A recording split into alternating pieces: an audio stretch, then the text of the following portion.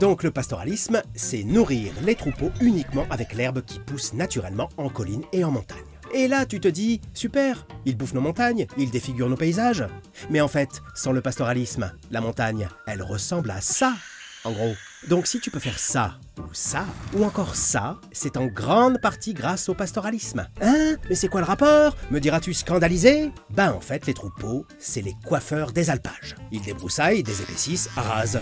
Ce qui permet de dégager les espaces pour les pratiques de loisirs. Ça limite également les risques d'incendie en aérant les forêts. Et puis l'hiver, la neige tient mieux sur une herbe mangée qui est raide et rase. Ils maintiennent un équilibre dans les écosystèmes de faune et de flore. Et puis ils rendent la montagne belle. En bref, je le rappelle, on supprime le pastoralisme, la montagne c'est ça. On est toujours chez quelqu'un en montagne.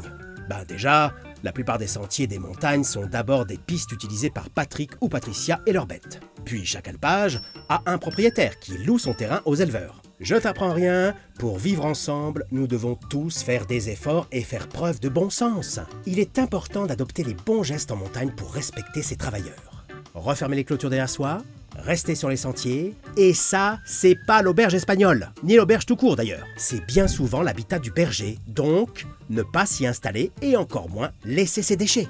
Patrick vous remercie.